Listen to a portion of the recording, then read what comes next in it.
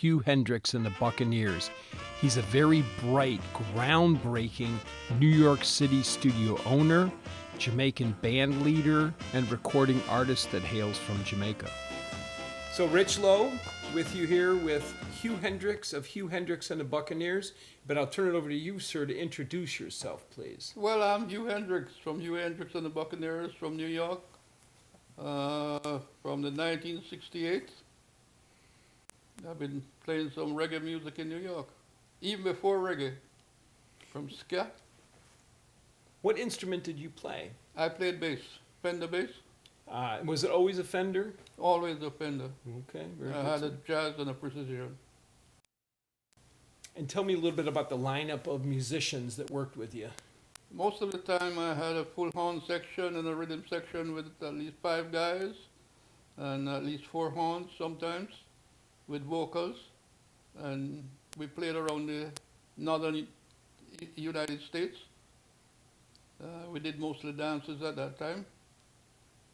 And this was back in 1968 when I started the band. And we were playing, basically, it was ska at that time. So we did a lot of ska work, and then it moved from ska to rocksteady, and then from rocksteady to reggae. And we used to do also top 40 before with ska, because at that time we were residing in the United States, and a lot of the popular music was soul music. So we were doing a lot of soul music, and then we put in some of the ska music to blend it, you know. You know, I'm going to ask you specifically about the Wailers show that you did with Bob Marley and the Wailers. That was the first Bob Marley show in the U.S.? That was the first time the 3 of them ever came to the U.S., Bob, Peter, and Bunny. At that time, promoter Earl Harris brought them from Jamaica, and we did a show at the Manhattan Center. And that was when he did the Catch a Fire album. They were promoting it. Bob wasn't a dread yet. Bob was still wearing a 3-piece suit. All of those guys were in a 3-piece suit. They didn't have the Wailers band, so they needed a backing band. And that's how I came in. I was working for Earl Harris before, doing some Soca shows, some carnival shows in New York, you know. And he got involved with the reggae music. What was Earl Harris's association with Bob Marley and the Wailers? How did he get linked up with them? I think what happened is that Earl was doing the Trinidad at the Carnegie, at the, it was at the, where is that big hall again in New York? The, Carnegie Hall, right? And he got into Carnegie Hall, and he was doing strictly Trinidad music. And then Bob came in with Catch a Fire, and he took a gamble on that and brought them up to New York. And taking a gamble, did he link up through, must have been Chris Blackwell, Island Records? No. Chris Blackwell wasn't in the story at that time. Okay, but Catch a Fire was a Blackwell production. Yeah, but somehow, I think he went to Jamaica and just decided to bring them up. Oh, okay. I don't think it was Island, because Island at that time, I don't think Island was promoting the record at that time. Okay. And they had 3-piece suits. 3-piece suit, Yeah. no dreads, no nothing. They were singing a lot of soul at that time too. So that soul music was part of the show itself, the act? No, soul music was a part of my repertoire because I had to play that for the dancers. Okay. And then when the Wailers sang, it was strictly Wailers music. Strictly Wailers Yeah, music. and surprise. Right. Some Small of the- Axe and Catch a Fire. With the music that they played, were people dancing? Were people eating dinner? Were they lined up in seats? No, it was at that time it was a dance with tables, and each table had 10 people. Okay. So you could bring your own liquor. It was a dance, a party. Okay. Like with setups and everything, right? It would set take him over to Harry's studio. So I would go there with him in the nights and help him and everything. So the studio started to make money. So when we went to Harry and told him how much we made for the month, he said, "No, this is not to make money. This is a write-off for me, man. This is a tax write-off." And how was it that you were making money physically? How was that? by recording other guys coming in and renting the studio. Oh, so you were actually renting the studio? Yeah, renting the so studio. who all was coming in to Rosebud at the time? Do you I remember? was coming in to get free work in the nights with my band. Yeah. Right, And so the money being saved was all your band or outside of you? Were there other acts coming in that you? Oh, were there managing? are other acts. I was getting time when the studio was available. Okay. Because of Garnet, so I would go there like 11 o'clock at night or whatever. Okay. And then did you bring in other parties and charge them? No. So where was the money being made? From our hourly rental for the studio. And it was you that was recording, because you started working on an album, but was that it? No, the album was done at my studio. It was done at your studio. Okay. Right. So I guess how was, if Harry didn't want you making money, where was the money being made? From renting to other people. Okay, so there was, and were you doing the renting? No, it was Garnet. Oh, Garnet. okay. So but I was just assisting him. Okay, so Bill would rent the studio to other people coming out, Right. and that's how Harry found out Right. about it. And then do you know who he rented to? Are there any names? Of No, those? I can't remember any names. that's That interesting. time it was just a 4-track studio, But Bill was very kind of, no pun intended, he was very electric because he had a lot to do. He was a kind of a real man that the ground rumbled underneath because he did all this work on these studios in Jamaica. He started from making tube amplifiers in Jamaica. Ah, okay. He used to In make- Jamaica? In Jamaica, he used to make tube amplifiers for the what you call the sound system guys in Jamaica. Any sounds that you know he made amps for? No, I can't remember who he Okay. made And where did he build the amplifiers? at his house where At he his used house. where he used to live. He had a little shop in the front where he used to repair. We had no TVs in Jamaica at that time, Mhm. so he was just repairing. He worked with me at Teletronics, and Teletronics had the contract for the ships that came into Jamaica Mhm. with their radars Mhm. and their shortwave radios and so on. So he was working on the boats and the radars and everything, and they were also repairing radios with vacuum tubes. Mhm. And And so this is, you came to Jamaica in 63? no, I came from Jamaica here in '63. 63. So before 63, he was building these amps? Before '63, he was building his amps in Oh. Jamaica. So, and you came to the U.S. in 63 and you were 20? Does that sound right? I was 20 and a half. 20 and a Because I half. had to come here before I was 21 on my mother's visa. Gotcha. And so how old were you, do you think, when he was first building these amplifiers? I was probably 17, 18. Oh, so it's like maybe 59, 60. Yeah, he was. Wow, that's interesting. Yeah. And he was working on radars. Yeah. Because what happened is the owner of the company, he was in the RAF during the war. Mhm. So he learned electronics in England. It's not Headley Jones, is No, it? Okay. Milton Houghton. Milton Houghton. Okay. Oh. And that's Teletronics. That's Teletronics. Ah, very good. Right. So he had 3 departments. He had the part that did electronics.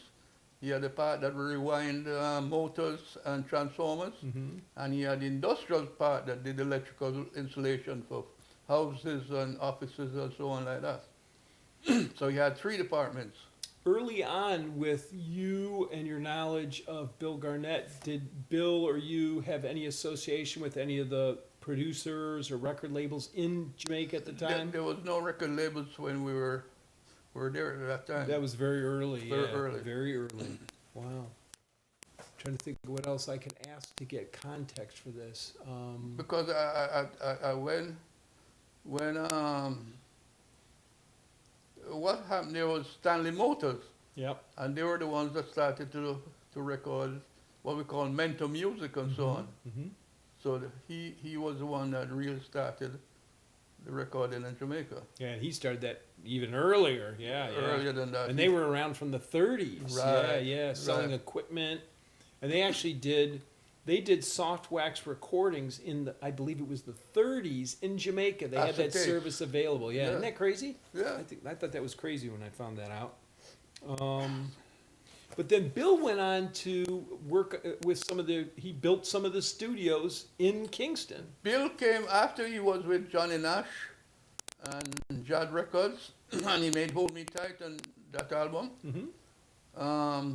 Garnett got a job with ITT Deco. because of his involvement in Jamaica with radars. And ITT Decca was the only company that was making ship radios, radars, right? So Garnet started working as a technician with them until he became a manager with ITT Decca.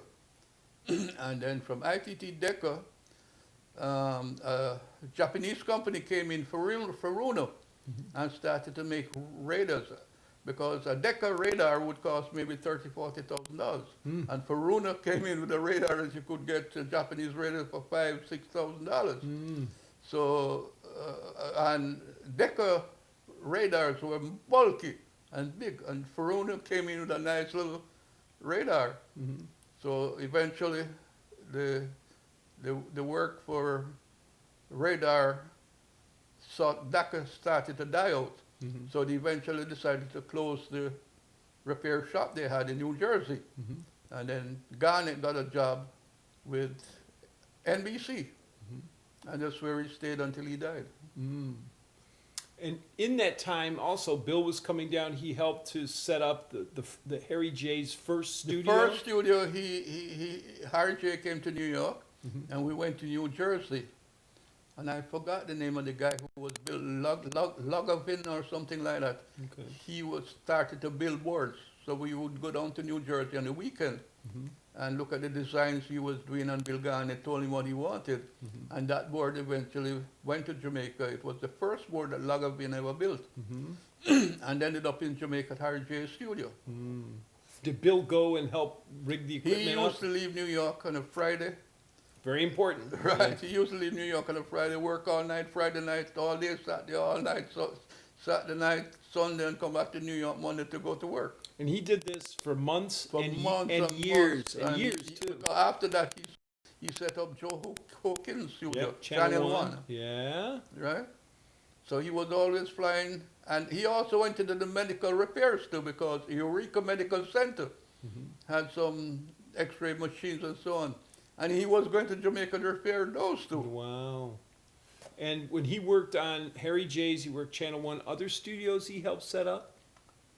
I'm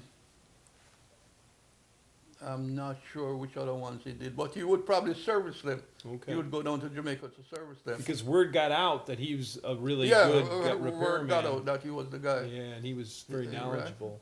He was one of like the big brains at the time. Right, Yeah. all self-taught. Yeah, yeah.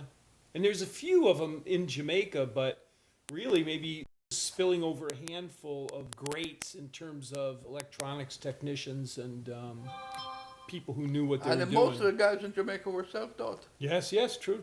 Yeah. And shared knowledge with one another. A lot of Right, times and they would get the circuits from there was a magazine that they could have gotten the circuits out of, and they use it, and then they would improve on the tubes.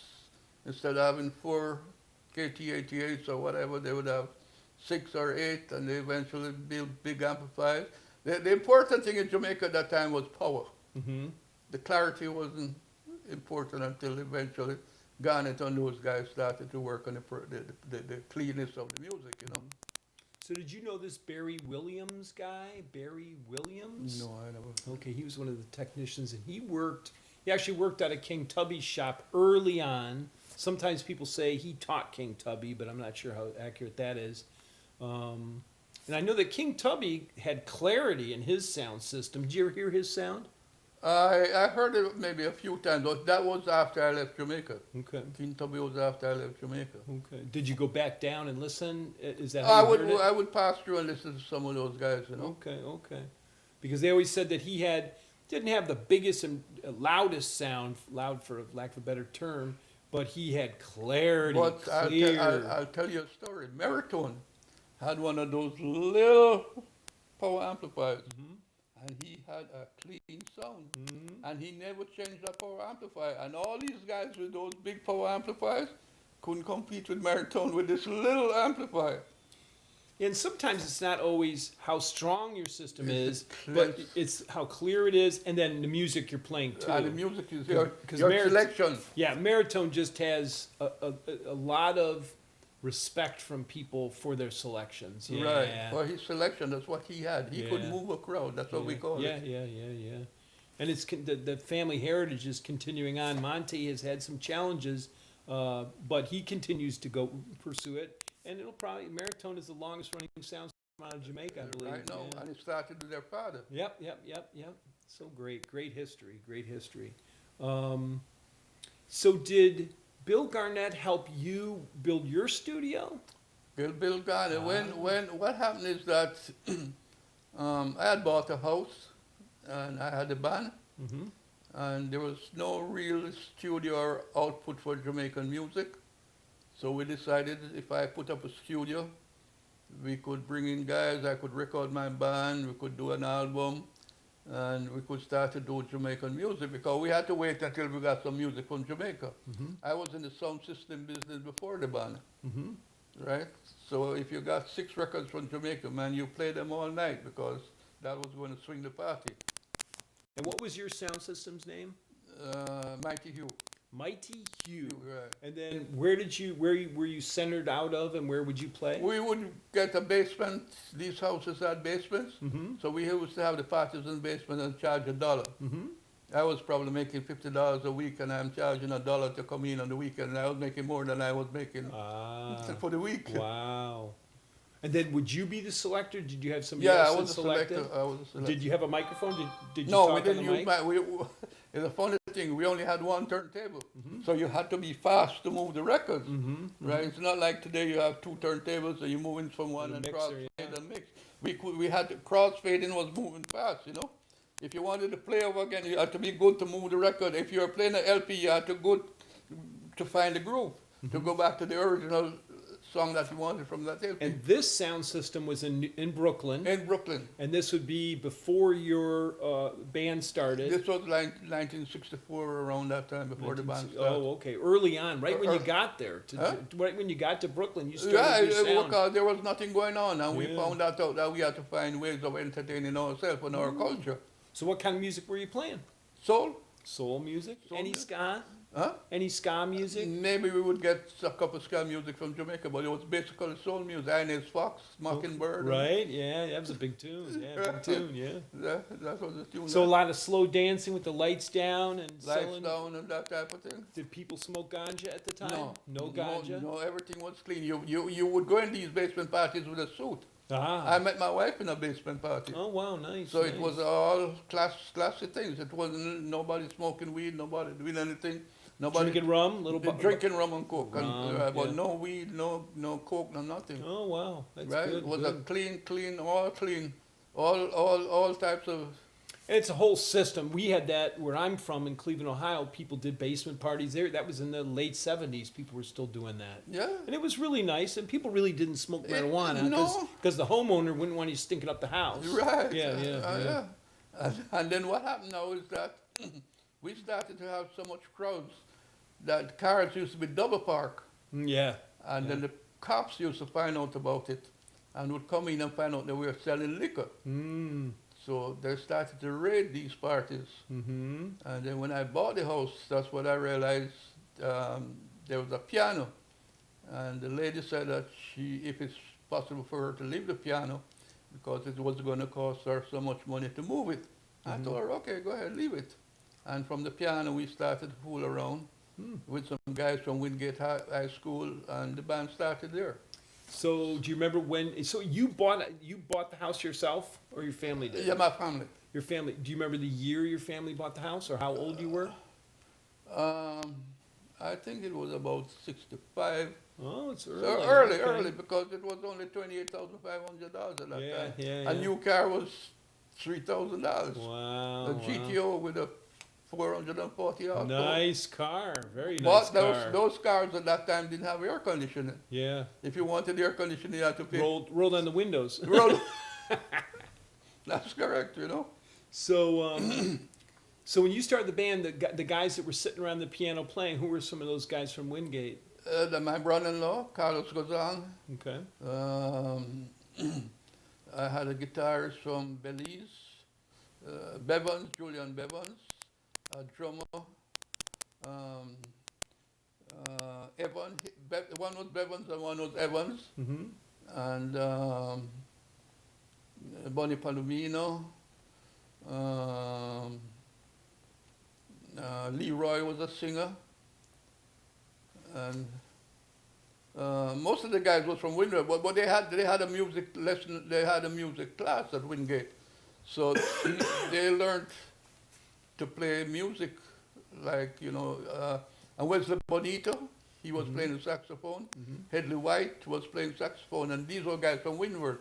So they were learning to play these instruments, and my brother-in-law was doing keyboard, and he's the one that, okay, I'll invest the money and I'll play bass, you teach me to play the bass, So What were some of your first gigs that you did?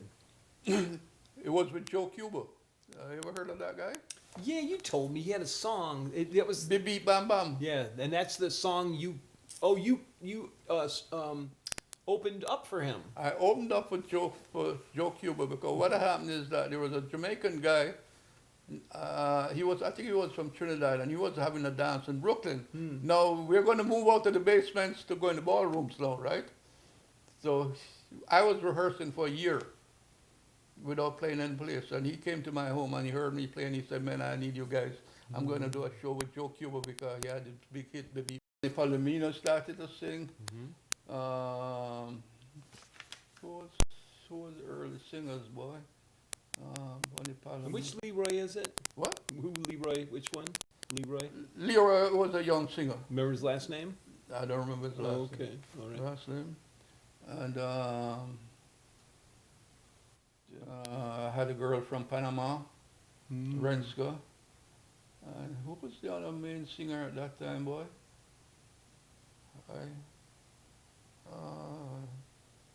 Originals. Then I had boy, this is so long. And those are just the early singers. Those are the early So singers. they These were not any official singers. These were singers that I picked up. But they're singing as front people for Hugh Hendriks and the Buccaneers. Right. But you also went and had Bunny Ruggs of Third World sang with you. Bunny Ruggs came in after, and Phyllis Dillon was with me for a while. Phyllis too. Dillon? Yeah. And Bunny Ruggs sang for how many years? About 8 years. 8 years. Yeah, before he went to Third World. Wow. And then I had Eddie Parkins from Eddie. Is that Alton and Eddie. Alton and Eddie, yeah. Right, I had Eddie Parkins for a long time. Yeah. I had Honey Boy Martin. Honey Boy Martin, right? Yeah, right. Who really was your ideal singer for your band? Patrick Gordon. Okay. He And was- is it Gordon? Gordon. Patrick Gordon. What made him stand out so much? His versatility. Okay. He could sing soul, he could sing reggae, he could sing ska, he could sing everything. And he made a good duet with the girl from Panama, Renska. And the duet they did together, American Top 40 at that time, was excellent. Who were your top instrumentalists? Not to say that the many other instrumentalists weren't great, but who were the top instrumentalists that could really step forward and do kick-ass solos? Shaking. I don't know if you ever heard about him. Shake Keen. Shake King. Keen, K-E-A-N. Okay. Shake Keen. Keen. You can Google him, and he was about the second best flugelhorn player in the world. Oh, wow. Right? He did jazz. He's from St. Vincent. And he was my arranger. He had albums. You can really Google him and find out. Okay. He had albums in England. He was on BBC, one of the first announcers on BBC. And he was touring Europe. And when the Prime Minister of St. Vincent won the election, he decided he wanted a Department of Culture. So they brought him down. They invited him to come down to St. Lucia to start this Department of Culture. So it took him about 2 years to make up his mind because he had to take his German wife and he had to come down to St. Lucia and he wanted to make sure that he was going to be happy. So after 2 years, he went down to St. Lucia and he had a job. And then after 2 years, 4 years, they changed the government. And the other government decided that they didn't want the Department of Culture again. So he was without a job. So he became a school teacher and still playing his flugelhorn. You Google him and look it up. Okay, I will. Right? And after a while, he wasn't making it and he decided to come to New York. And Frankie McIntosh, which is a great arranger, from St. from St. Vincent Mm-hmm. told me about him, and I heard him and I gave him a job, and he became my arranger and taught my horn section, everything, How long did he play for you? until he died. Oh, wow. How many years is that? Long time, Oh, wow. Like 8, 10 years? more than that. Wow. And when he did solos, what made him stand out, in your opinion? Just his tone with the flugelhorn. Mm-hmm. I always had a trumpeter, and he was playing flugelhorn, Mm-hmm. and his friend from St. Lucia was playing trumpet. So the blend, and Ron Wilson was a trombone player from Jamaica. Right. With So Ron Wilson played with you too? yeah, Ron Wilson Oh, played. He was with Scatterlights and Tommy McCook and those Right. guys, right? That's right. Yeah. So he played, but Willow Wilson. they Willow called him. Wilson, Yeah. that's what they call him, Yeah. Willow Wilson, right? He was with me for years, Mm. and then Lester Sterling was with me for years too from the Scatterlight, Mm. and So what was Lester's role? Because Lester was pretty accomplished, and he was Lester he was a sta- leader too. Lester Sterling started in Jamaica from Alpha, Mm-hmm. and then he got the Scatterlights. He was recording, as a matter of fact, he might have made the first Papa Lick. You ever heard of that? Kupalik, yeah. Right? Yeah. They claim that was the first reggae song that was made in Jamaica or whatever. Mm. And he was recording with Coxon and those guys. And then when they started Scatterlights, he was a part of Scatterlights Mm. until eventually they broke up, and one was Tommy McCook and some other guys, Supersonics. Super Yeah. Science, and somebody else, another Scatterlight. Roland Alfonso broke off. Right. Yeah. Yeah. And then he came up to New York, and I heard that he was in New York, Mm-hmm. and then I had him with me, right? But by this time now he was playing trumpet with Byron Lee too, Mm-hmm. when he was with Byron Lee, and then So this is Lester Sterling playing trumpet with Byron Lee. with Byron Lee, Oh, okay. right? And then And that's when Byron Lee would come up to New York and play at some of the that was before that, Oh, okay. while I was in Jamaica back in the 60s, Oh, okay, okay. right? That was before that. And they gave me an award down there. So it's specific for you. Huh? Yeah, yeah. What was the award for? Huh? And what was the award? It's just a plaque for my services to the community. Okay. And then I also went to Guantanamo Bay to play for the American troops in Guantanamo Bay. And was it war? No, it wouldn't have been war. What could have been Vietnam? I guess if it had already ended. Probably. No, this was after Vietnam. Yeah. It was long after. This was long after Vietnam. Okay, good.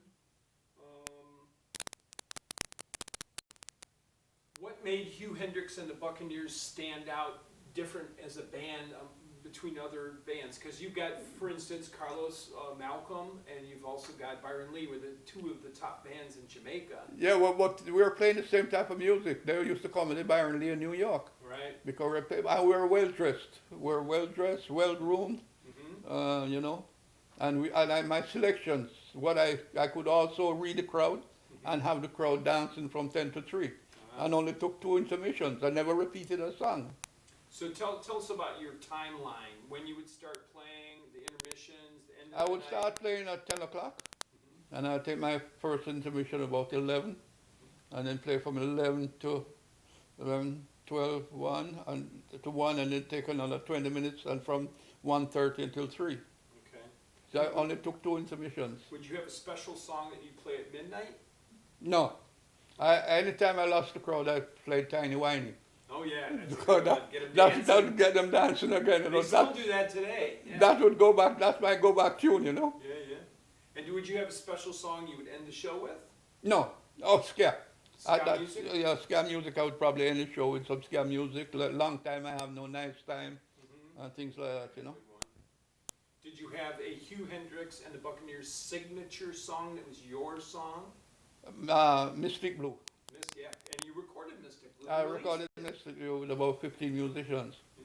on a 4-track machine In your studio. in my studio, yeah. So when you started your studio, Bill Garnett helped equip the studio. Studio's in your garage, below your house. A garage in my basement. And we had to make the mixing board. I had to cut the grooves for the faders, file it down with my hand with a file, because we couldn't buy a mixing board. The only mixing boards you had was some Shure little mixers, some SM, some I forget the name. It was fifth. But you had to buy some Shure mixers, which only had 4 channels and 4 channels, and then you had to buy the EQs and put them together. But by this time now, Garnet used to read papers and realized we could buy up amps and make this mixing board. So we started to make the mixing board. Where would you get your equipment from? Texas, from a company, Op Amp. Op Amp. Yeah. How do you spell Op Amp?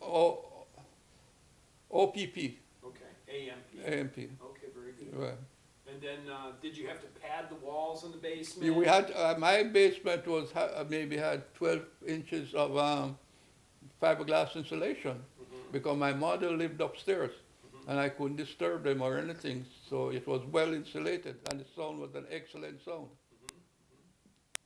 Did you isolate for the vocals? Did you have The funny thing is the vocals was inside and the mixing board was in the garage.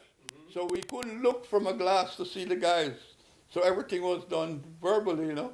You sing, we record, right? And people entered from inside the house on the street, or did they go around back? No, we had entrance from the streets in the front. And then they would walk down. Walk downstairs, right? Okay. And then, what did you do for when you first got the studio? What did you do for speakers? What did you do for microphones? We used to go to audio shows. And we found out that at the end of the audio shows, the guys had a lot of equipment they didn't want to take back, so they would sell them for half price or whatever. So I had KLH speakers, JBL speakers, Marantz and Macintosh amplifiers. Which is top of the line stuff. Top of the line stuff. Yeah, yeah. But we would buy them without cases or anything, and then we'd have to put our own cases together. And we got Shure microphones, Sennheisers, what was it, Uris.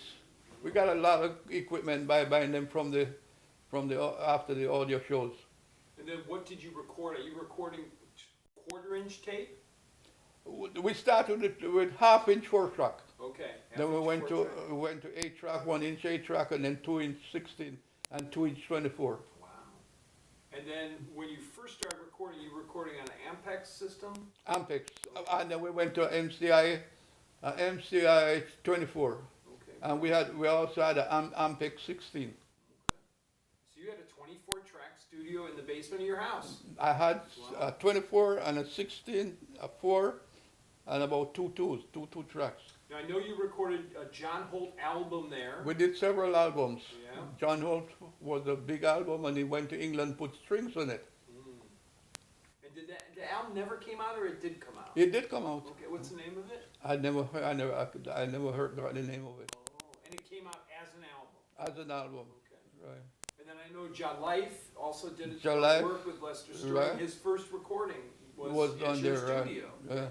And we visited your house. Right, that's when you came to my house in the backyard, right. And tell us some of the other luminaries that passed through your studio. What was the name of the studio? 639 Sound Studio. The address of the house was 639. Yeah. And we called it 639 Sound Studio. Who else passed through? A lot of guys passed through, a lot of guys. Linval Thompson, he eventually did some good recordings in Jamaica. So a lot of the Soca artists. I started to do some recordings for Straker, who was a big Soca promoter. Right. Clinton. And the Clinton record. Clinton. Who was his, what was his name, and who was Clinton? What was he about? Clinton was, well, his first name was Clinton. Okay. I don't remember his surname. But he was friends with John Holt.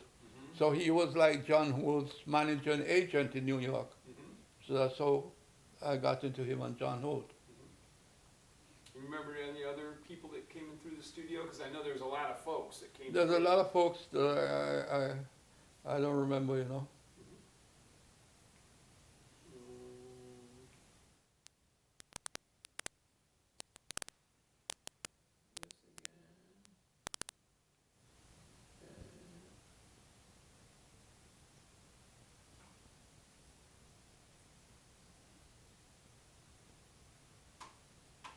So we get the Hugh Hendriks dual video.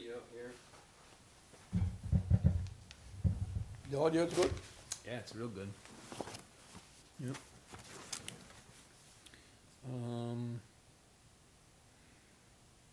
So you played a Fender bass. What are the specifications, the model for your Fender? There are two sets. There was Fender Jazz and Fender Precision. Okay.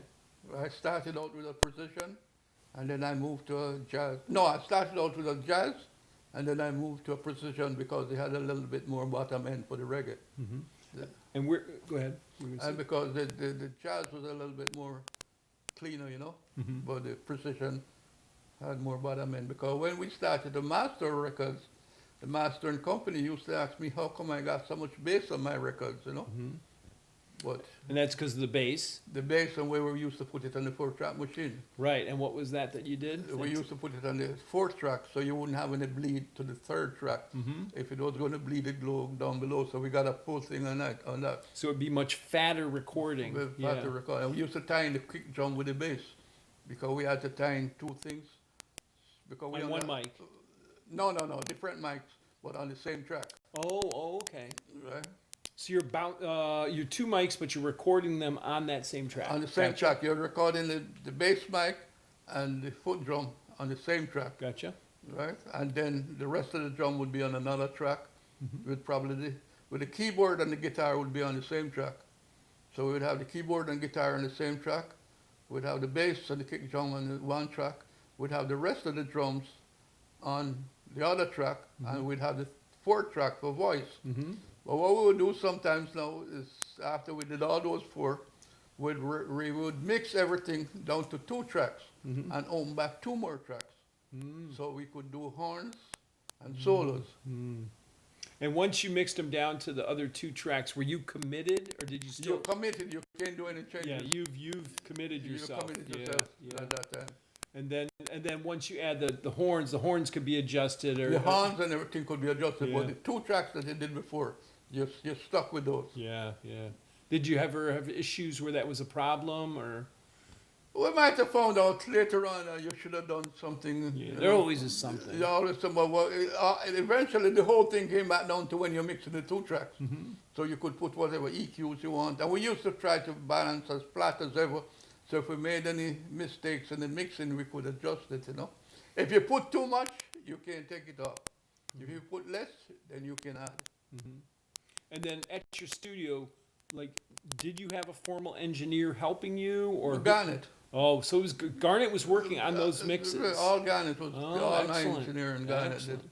And what year did he go to? Like, when did he end his services at 639? Well, we decided to change from 8-track to 24-track, so I bought the 24-track machine, Mm-hmm. and we decided to improve on the board. Mm-hmm. But by that time, the understanding of the musicians started to get tricky. Mm-hmm. Let me put it that way. Guys would start to steal each other, and one guy would come next week and do something that the other guy did last week, and I would be knowing that this was done, but I was only renting that studio by the hour. Mm-hmm. So what I would do, I would go away from the studio and just left Garnet alone because I didn't want to get involved. Mm-hmm. And then after we started to change from 8-track, from 16 to 24, we had to rebuild the board now, right? But by that time we could buy boards and everything, right? Mm-hmm. But I realized that the attitude of the musicians were different, and they started to want to smoke weed in my basement, and my son was growing up being a teenager, Mm-hmm. and I decided to close it down, And that was the end of the studio. that was the end of the studio. But the band continued. The band continued, yeah, Yeah, but yeah. the studio part of it, I realized it, you know. And meanwhile, you're working a job. I'm working as an electrician for Local 3 for the union, Full time. full time, so I Right. didn't have sleep. If I wanted it, I was so tired sometimes that if I wanted to get some rest, I would take off payday. Mm-hmm. Because if your boss saw that he didn't come payday, he realized that you must have been sick, you know. Mm-hmm. But he didn't know. Nobody in the union knew what I was doing. Mm. And I tried to keep it as low key as possible. Jamaicans would find out, oh, he's a big musician, you know. But I would try and keep it as But keep it quiet. low key as I could for the So youth. there was a separation between work and your band right, music. right. Yeah. Oh, that's interesting. And it worked Because- because they weren't Jamaican. They weren't into that culture so Right, much. right. Yeah. And what had happened is a lot of black people wasn't in the union, and we got in as black guys, you know, because it was a father and son. The electrical union was like a father and son. You couldn't get in. Tell me more about that. Well, I was working at an envelope factory, and when I bought my house, about 2 or 3 years later, another Jamaican bought the house beside me, and he was an electrician. So he told me what I was making at the envelope factory was chicken feet to what I could be making as an electrician. I said, my friend, I'm not going to go out there and work in the cold. He said, man, you can put on clothes and you can work, you're making a lot of money. So he took me to his boss, and I said, okay, I'll try it, but I'm still going to keep my night job because I was working nights. And I leave you a job at 3 o'clock so I can get to my work at 4 o'clock. Wow. So I tried it for a while and I liked it, and I decided to go into electrical business with them. And we got some contracts at JFK Airport, and my boss was non-union. And some union guys came and said, where's your union card? No union card. So they said, you're not supposed to be working in these type of jobs, and you're not a union guy. So I said, listen, man, leave us alone. You're in the union, it's a father and son, you white guys, leave us alone. The next day when we went back to work, they cut all our wires. Oh, wow. Sabotage. Sabotage. Wow. All our wires. So we had to rewire this cargo building we're doing at JFK Airport. So they came back, yeah, what's going on? Listen, man, you guys are wicked. You guys should join the union. Sure, I'll come join the union. Bring me, my name is Hugh Hendriks, his name is Hugh Johnson. Bring us 2 union cards and we'll join the union. So they came back sometime later and told us they're going to invite us down to the union. And we went down to the union and they decided that, yes, we'll give you some cards. So my neighbor said he's not going to go because Billy is good to us and I said, Hugh, we're going to get good health insurance. So I'm going to go. So I eventually went to the union. And while I made arrangement to go to the union, we took another Puerto Rican guy with us, and he went back and squealed at my boss. So he eventually fired us. But by this time we're in the union, you know. So I got into the electrical union. What's the story you were telling this afternoon about sitting around with a bunch of guys and they were downing Muhammad Ali for not going to the Vietnam War and changing his name? Yeah, I had some co-workers who were white American boys, right? And they were cursing Cassius Clay. Son of a bitch, he's, Muhammad Ali, he's a Muslim, he don't want to go to Vietnam. And well, they taught me as a Jamaican guy I was a white guy too, so they took me as a white guy, you know. I said, man, these guys are wicked. Look how they're cussing Cassius Clay. He was Cassius Clay at the time. So I decided I'm going to I was the guy in charge of the job. Yeah. But So you didn't say anything at the time. I didn't say anything to them, you know. So I decided I'm going to get back to these guys. So I waited until a hot day in the summer. And we had a big boiler in this theater that we were converting to a basketball field for the high school. And I decided to take them down in the basement and send them in the boiler to work. We had to rewire this whole boiler. When they came out, they were as black as the ace of spades. I had a good laugh with them. I said, man, you guys are black! Because they hated Cassius Clay, man. Yeah. It's interesting when you get people, they don't recognize you for what you identify with, but they're talking away, and it's kind of a uncomfortable feeling, yeah. But there was a lot of that back then. That was a different time. I mean, when I came to New York in '63, we used to go down to the village, the Greenwich Village. Yep. Because that's where white guys used to meet black girls and black guys used to meet white girls. It was more open. It was more open. So I would be going down there trying to pick up white girls, and they would run me because they didn't know if I was white or black.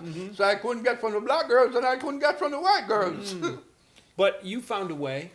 No, no, I never found a way in Greenwich Village. What I But remember, not at Greenwich Village, but otherwise. You're a otherwise, band leader, yeah. in Greenwich one night, there were some girls, two girls walking, and I was trying to pick them up, and the girls stopped me and said, "Listen, there's nothing that you can do for my friend that my girlfriend can do better for me. So leave us alone." They were lesbians. Oh, funny. Oh, boy.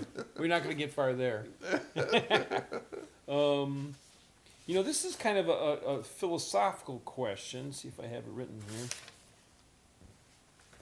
You know, and I asked you this a little bit earlier today.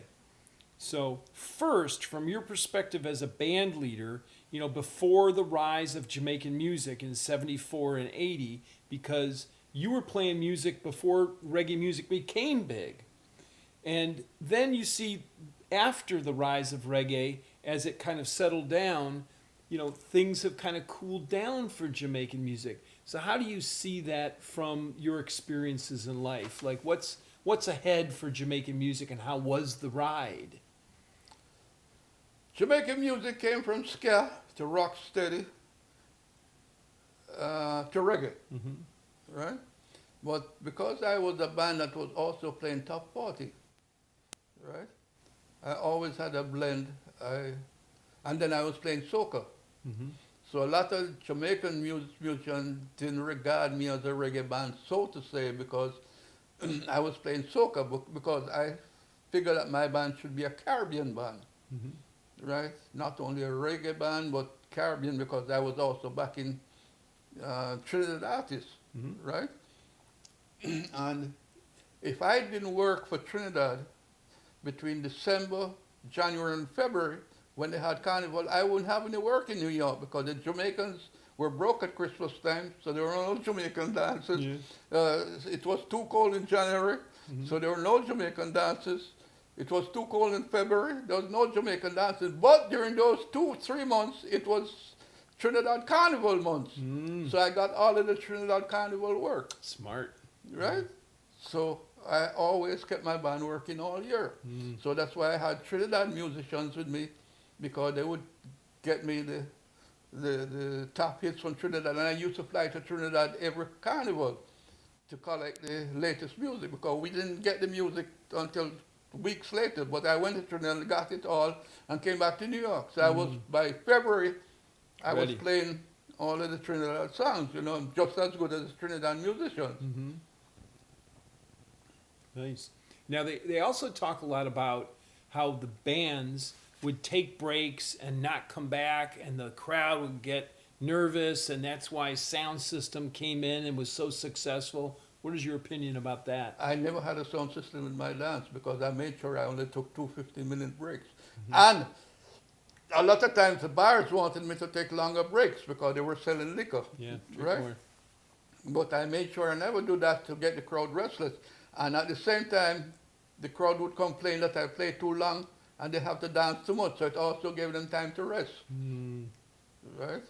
So I would get back up and get them on the floor.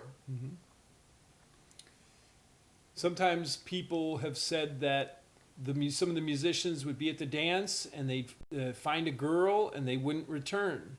No, not with my guys. Okay, they were disciplined. No, or they didn't play the next gig. Probably, no, right? well, I never fired anybody like that, Okay. you know. So they always showed we back were up. there to entertain. We weren't there to eat food.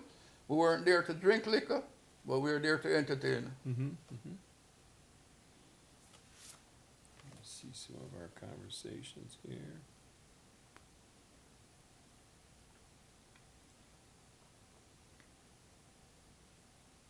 What was Casper Wax? What was that record label that you...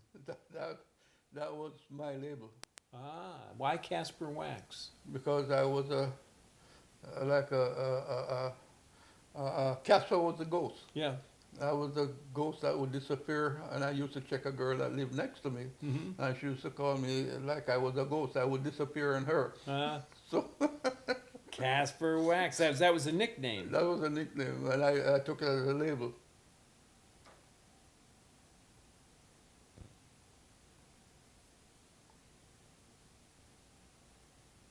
So you were never trained in the bass. That was all self-taught. So self-taught. And could you read music I eventually? eventually learned to read Now, music. how did you learn to read music? From working with the Trinidadians. Tell me about that learning process. That was a process that I had to do if I was going to back a Trinidadian artist, because they were coming up with the music sheets. And we all had to be able to learn chords, and I started to learn the chord structure first, and then I started to be able to read. But I had to put the note, like if the G note, I had to put G underneath it so I could eventually learn to read it, and I would try and remember it, you know. So at that time, the only music school we had in Jamaica was Alpha, and guys didn't play music in Jamaica. It was a girl thing. I grew up with a piano in my house. Never played it because it was a girl thing. Playing the piano was a girl thing? Yeah, Really? it was a girl thing in Jamaica. Only girls went to learn piano lessons. And boys, I didn't know that. yeah, boys don't go to learn piano. They sent us to piano lessons when I was a kid. We had to take them. Yeah, and that was later. But like a lot of kids also were forced to play instruments, right? But maybe not, or not in Jamaica. Only Alpha. Yeah. We never had a music. Because a lot of times people didn't have instruments. Well, necessarily. actually, when I went to Excelsior, there was a music class. My first instrument that I really took up in the music class was the violin. Miss Fidget. I never forgot her name. And she always told me I had a good voice to sing and everything.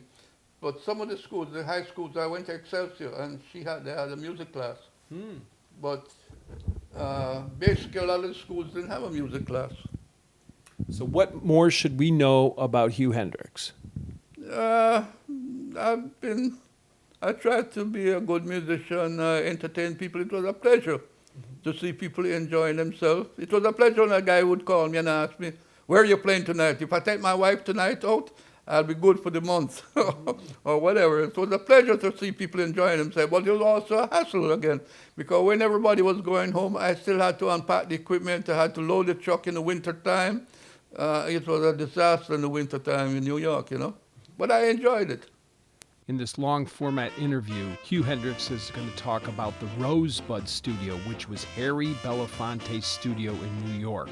He's going to talk about the great audio engineer, Bill Garnett, who helped hook up the studio's Harry J and Channel 1. But even more, Hugh Hendriks started his own studio, the 639 Sound Studio, in 1970, which was one of the very first, if not the first, Jamaican recording studios in New York City. Hugh Hendriks was a band leader starting in 1968 in New York City as the leader for Hugh Hendriks and the Buccaneers, which featured musicians from Carlos Malcolm's band, the Mighty Vikings, Studio One.